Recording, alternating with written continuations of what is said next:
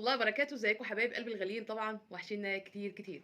النهارده انا جايه وهعمل معاكم شويه افكار كده جميله للكريسماس. راس السنه بدات، راس السنه الميلاديه بدات. كل سنه وانتم طيبين، وربنا يا رب يجعله يا رب ان شاء الله عام سعيد علينا جميعا ان شاء الله. على الابواب خلاص. فقلت قبل اي حاجه كده نعمل شويه افكار كده جميله حلوه لذيذه نفرح بيها الاولاد، واحنا كمان نشوفها كده برضو نحس بالبهجه ونفرح بيها. احتفاليات خفيفه كده ممكن نحسها في اجواء البيت. هتعملي ايه يا مشمشه؟ كان هحكي لكم قصه قبل ما اعمل اي حاجه. كان كل يوم جوزي ما يجي جايب لي زي الازايز دي فيها عصير، فيها عصير، فيها عصير. هو بيضحك عليا بيها بس برضك ما يهمش، بس جابها لي. المهم معرفش انا ليه كنت بعين الازايز دي كل ما يجيب. اعين الازايز، انا عندي كميه حطاهم جوه. شكلهم كده عجبني. طب وانا قاعده كده قلت ايه، عايزه اعمل فكره كده حلوه للكريسماس. قلت بس يلا ناخد الازايز الجميله ديت ونعمل بيها الفكره. الفكره بسيطه وخفيفه وحلوه ولذيذه قوي بالازايز دي. كل حاجه زي ما قلت لكم عندي في البيت. انا القماش ده كان عندي من العيد، محافظه عليه، وعندي الوان كمان تانية كنت جايباه بعمل شويه حاجات كده. وده برضك من رمضان، وده برضك شغل من رمضان، حتى في حاجه القماشه بتاعه رمضان.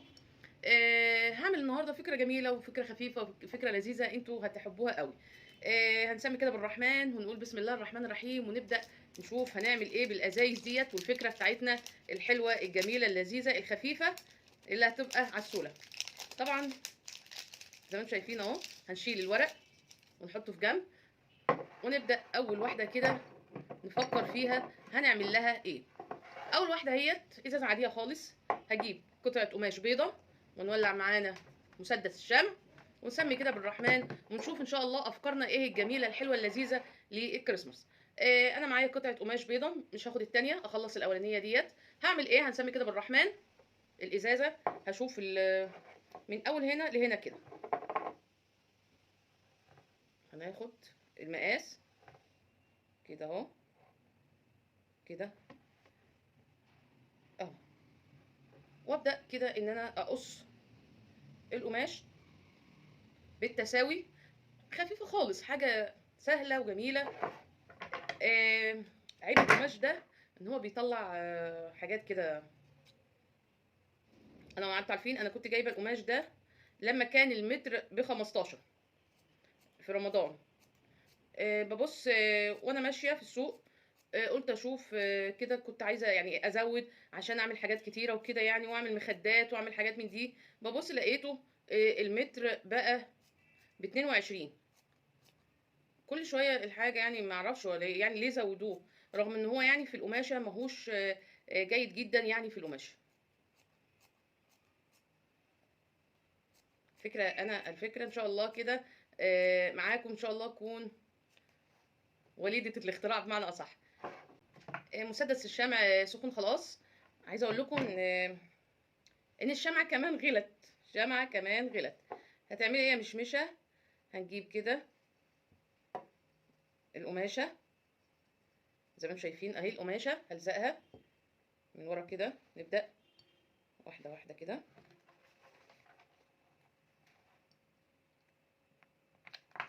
شايفين معايا؟ هلزق دي كده.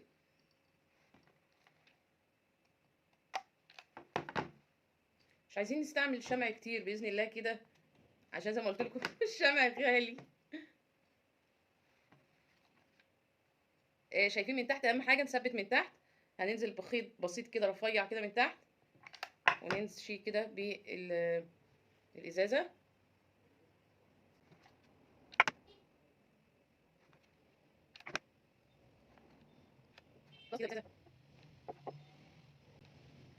تمام كده. الازازه زي ما انتم شايفين عملناها الاول بالابيض اهو. طب وبعدين نبدا في اللي بعده. عندنا اللون الاحمر، عندي هنا قطعه من اللون الاحمر برضك. هاخد نفس الدوريه. بصوا هبدا من هنا كده اهو، من ورا كده، والطول ده حلو مناسب. هلزق برضو من هنا اهو،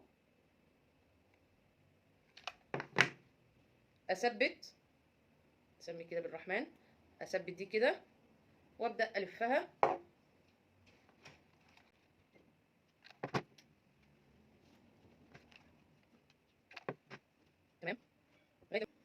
خلاص وصلت للجزء ده كده، هبدا ان انا اقص. شايفين بقى عامله ازاي؟ طبعا مش هسيبها مفتوحه كده، هضم دي على دي كده القماشه على بعضها برضو بمسدس الشمع.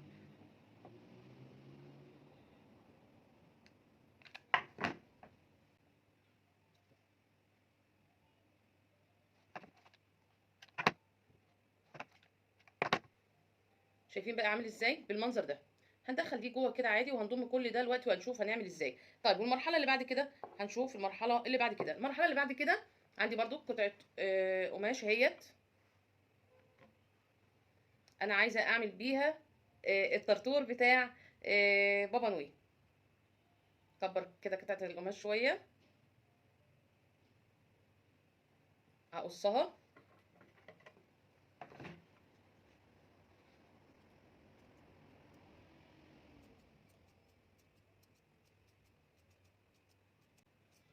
ليه القماش ده انا ماسكاه بالمنظر ده كده؟ القماش دوت لو انا سبته وقعدت حطيته كده وشديته هيمط وهيبقى شكله مش ظريف. طيب هتعملي ايه بالقماشه دي؟ انا مش هرمي القماش ده كله، القماش ده كله هحتاجه. شوفوا بقى هعمل ايه بالقماشه دي. شايفين القماشه دي اهيت؟ هجيبها والزقها على بعضها. ازاي يعني؟ شوفوا اهو الطرف ده، الطرف ده اهو، اعمل كده واجيب الطرف ده، بصوا تاني، واجيب الطرف ده احطه هنا كده. طب ليه؟ هقول لكم ليه اهو. نعمل كده تاني. بعد ما نشفت كده شويه كده وعلى السريع عشان نخلص بسرعه، هنقلبها، هنقلبها، مفيش حاجه تتقلب كده، القلم معانا اهو، نقلبها بالقلم. زي ما انتم شايفين قلبناها اهوت، بس انا عايزاها تبقى مدببه شويه، يعني تكون مش طريه كده، يعني تكون مثلا بارزه شويه عن كده. فهعمل ايه؟ هحشيها بعض من القماش اللي قلت لكم ده مش هنرميه، هقصقص شويه كده واحشيها. شيك منها جزء اهوت. هعمل ايه بقى؟ شايفين انا بدات من هنا، من هنا من ورا هنا، برضو هقوم بادئه من هنا. هعمل ايه؟ هلزق هنا كده، هلزقها اه، وهاخدها لف كده. شايفين المنظر؟ مش هقص بقى دلوقتي الا اما اثبت باذن الله كده. لا اثبت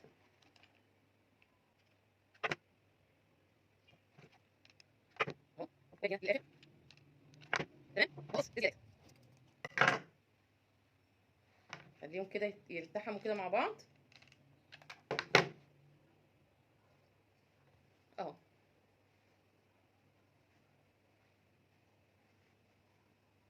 شايفين وصلت للشكل ازاي؟ اهو كده. طب وبعدين يا مش هنعمل ايه؟ وبعدين انا محتاجه اعمل الدقن. طب هنعمل الدقن بايه؟ لسه كل ده المرحله اللي فوق، هنظبط كل حاجه.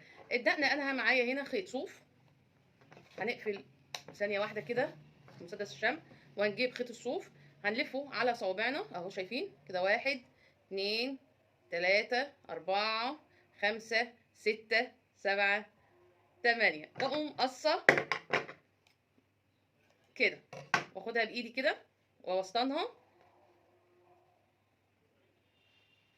واربطها، بس اربطها كويس اهو، اربطها كويس. هعمل اكتر من كام واحده وهنشوف هعمل اكتر من كام واحده. ليه بقى؟ اقول لكم انا ليه. مش هستنى ما اقول لكم استنوا اما اخلص، لا. هنعمل بيها دقن بابا نويل. طب استني ازاي؟ مش هوريكم اهوت. هجمع بس كام واحده واعمل كام واحده وارجع لكم في ساعتها واقول لكم هنعمل ازاي. زي ما انتم شايفين انا عملت كام واحده اهوت. هعمل ايه بقى بعد كده؟ بعد ما عملت كام واحده كده حلوين ولاد حلال، هقوم قصه كده، هقصهم كلهم بالمنظر ده كده اهوت. طب وبعدين قصي بس يا مشمشه، وبعد كده هنشوف هنعمل ايه. افكار جميله وافكار حلوه وخفيفه، يعني تعملي بيها بس مش بابا نويل بس، اكتر من كام شخصيه انت بتحبيها بالازازه. بجد فكره حلوه قوي وجميله. ما استحقش بقى لايك بقى على الفكره الحلوه دي؟ يعني يا ريت كده لايك كده، تشجعونا شجعونا كده يا حبايبي كده بلايك كده جميل كده زيكم، تخافوش يعني. هنقص الكميه اللي معايا دي كلها. خلاص خلصت الكميه كلها معايا كده. اجيب بابا نويل وابدا اشوف هبدا ازاي. زي ما قلت لكم كده من النص انا عملت كده، يبقى ناخد من جزء من هنا من تحت من هنا كده. ماشي. هنعمل ايه بقى؟ مشمشه. هنجيب الشكل ده زي ما انتم شايفين. هنتنيه بايدينا كده اهو، نعمله كده لغايه لما يبقى بالمنظر ده. طب وبعدين بصوا بقى معايا، هنجيب الشمع، وهنبدا ان احنا زي ما قلت لكم وسطنا يبقى هنا كده، وهنعمل بالمنظر ده كده. هنعمل الدقن بالمنظر ده تاني اهو.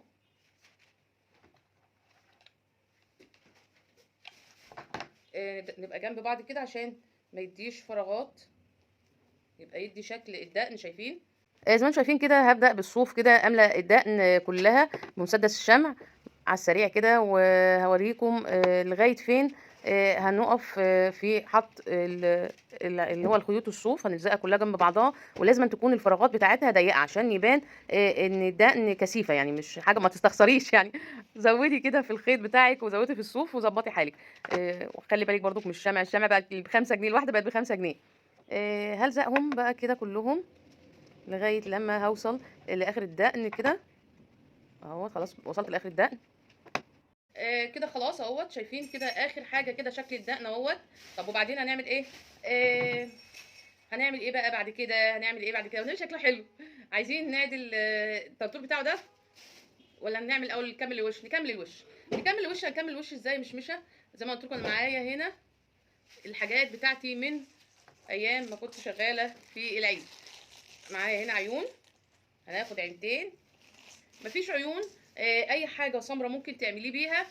مفيش حاجه سمراء باي لون اسمر ممكن تعمليها، يعني ما تأزميش على نفسك. الموضوع سهل خالص جدا. هنعمل ايه؟ هنجيب كده نسمي بالرحمن، ونلزق العينين. ادي واحده تبقى هنا وواحده تبقى هنا. هنجيب كده نطلعه كده اهو. هنحط لزقه شمع بسيطه بس كده، ونبدا ان احنا نلزق العين. ادي اول عين اهيت، اول عين. ونبدا في العين الثانيه، وده العين الثانيه نظبطها اهو. ادي العينين. بعد كده انا معايا هنا كرة لونها بينك، او اي لون كرة يكون لونها احمر اهوت كده. ونبدأ نعمل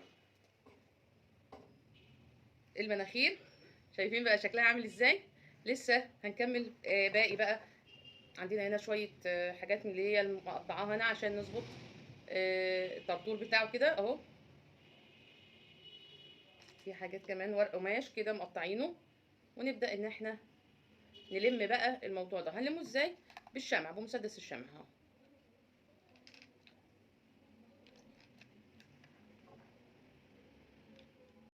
احنا عندنا برضو الصوف هنا برضو هنعمل نفس الوضع بتاع الصوف. ادي 1 2 3 4 5 6، بس نزود بقى بده.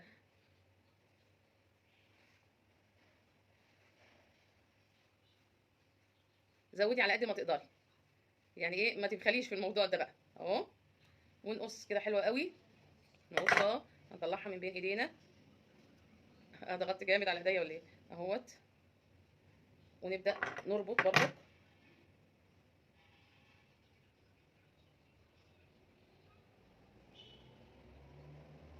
نربط جامد. نتاكد من ربطها جامد كده. نربطها جامد، نربطها جامد. بتاع الانابيب معدي ولا يهمكم اهوت. شايفين اهو. هنعمل دي كده، هنقصها كله تقص، وهنضمها على ايدينا كده عشان تاخد شكل الدايره. لما تاخد معانا شكل الدايره بعدها هنبدا نقصها دوريه. بصوا المنظر، هنقصها كده كده. هقصها على شكل دوريه اهو. طبعا زي ما قلت لكم انا عايزاه ينزل كده بلويه كده. هنحط هنا شمع، واستنوا بقى بتاع الانابيب يعدي ولا اكمل اهو. هنحط هنا الشمع، ونبدا نلزق دي كده، وننزلها زي ما انتم شايفين بالمنظر ده.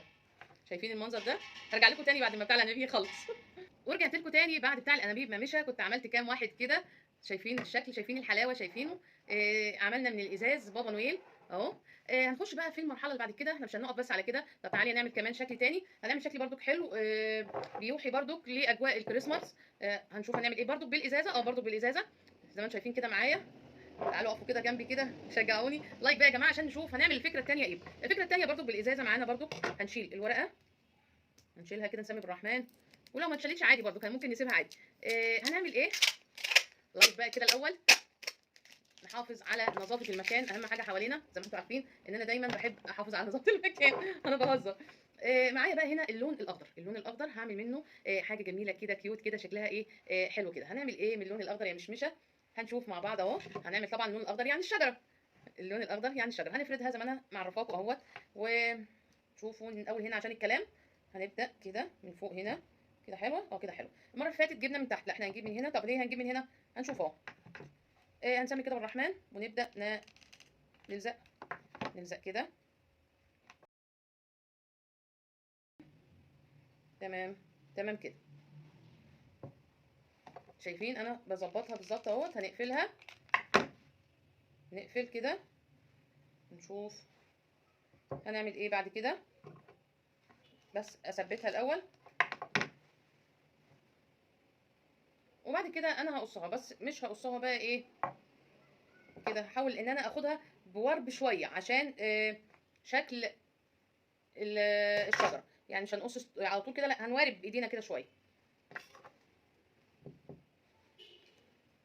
تمام.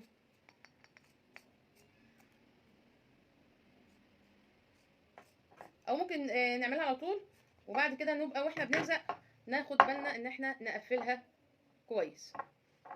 بعدين يا مشمشه اهو هنضم كده زي ما انتم شايفين انا ضمها ازاي. بضمها اهو. اهو نحاول نضم كده مع بعض.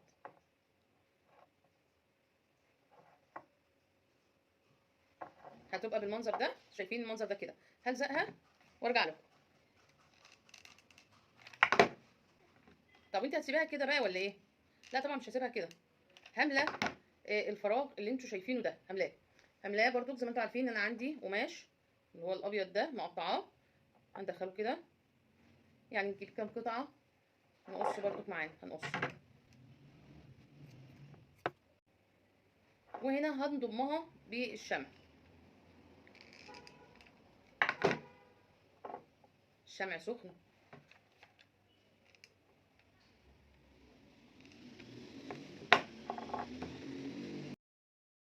بعد كده بقى ايه نخش بقى ايه على الشغل اللي بعد كده. انا عندي احبال من ديت اللي بعمل بقى عامله بقى كوستر كده شكله حلو بس صغير. وان شاء الله هوريكم انا عامله، يعني هعمل واحد تاني جديد وهوريكم انا عاملاه ازاي. هنيجي بقى من هنا برضو من ورا هنا كده ونبدا نلف بالحبل. نسمي كده بالرحمن اهو. شايفين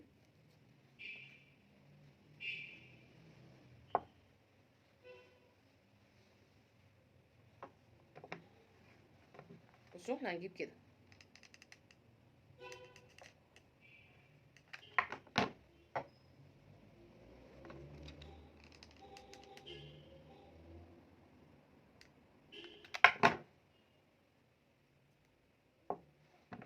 اهو من ورا كده وننزل تحت كده. هننزل بقى كده هنا زي ما انتم شايفين كده. هلزق بالحبل كده بمسدس الشمع كده عشان لونه بني كمان خشن، يعني بيدي شكل جذع الشجره من تحت. بحاول ان انا اضيق المسافات عشان ما يبقاش فيه فراغات وما يبانش شكل الازاز. ده مهم جدا ناخد بالنا من الحاجات الصغيره ديت، ممكن تضيع شكل اللي احنا عاملينه خالص. وصلت كده خلاص للنهايات وهبدا ان انا اقص كده. حلو قوي. خلاص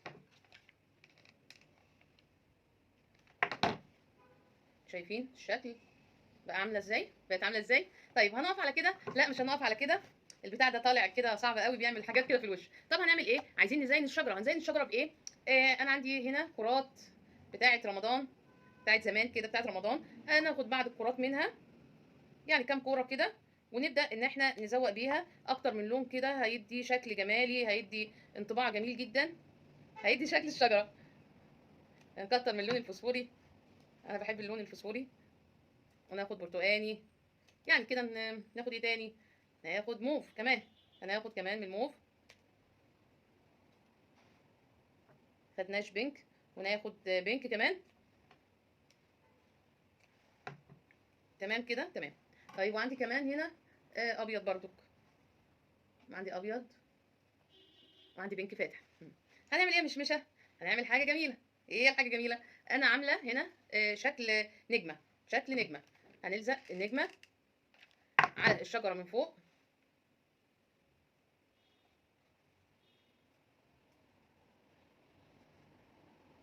تمام. نلزقها كويس عشان تتثبت. نكتر بالشمع، ما نستخسرش، عشان دي اخر شمعايه. شايفين لزقتها ازاي؟ طب وبعدين زي ما شايفين كده هنبدا بقى ايه، نوزع الكور الجميله دي الحلوه الصغيره الكيوت دي. هنعمل كده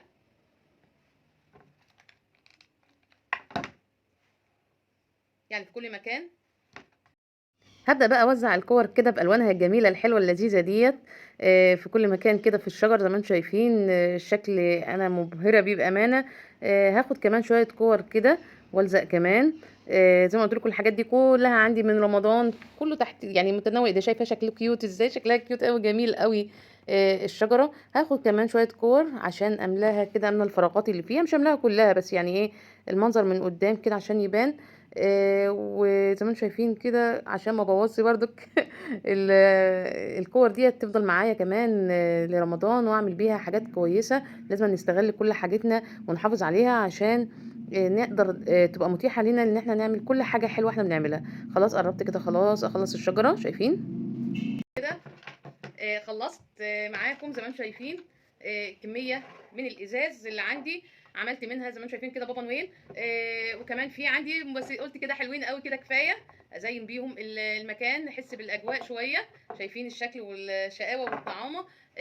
حبايب قلبي طولت عليكم النهارده، بس الحلقه كانت محتاجه ان هي يعني كل التفاصيل فيها تعرفوها. حبايب قلبي لو انت اول مره تخشوا قناتي، قناه مطبخ مشمشه مع العائله، يا ريت كمان تشتركوا في القناه، ويا ريت تفعلوا الجرس عشان يوصل لكم كل جديد انا بنزله. وكمان حبايب قلبي طبعا ما تنسوناش باللايك بتاعكم الكريم اللي انتوا دايما بتدعمونا بيه. في رعايه الله وحفظه، كل سنه وانتم طيبين، وان شاء الله سنه جديده تكون جميله علينا كلنا يا رب، اللهم امين يا رب، والكل يحقق اللي كان نفسه فيه يا رب، اللهم امين يا رب. وقناتنا تكبر بقى كده بيكم، وما تنسوناش باللايك بتاعكم الكريم اللي انتوا دايما بتدعمونا بيه.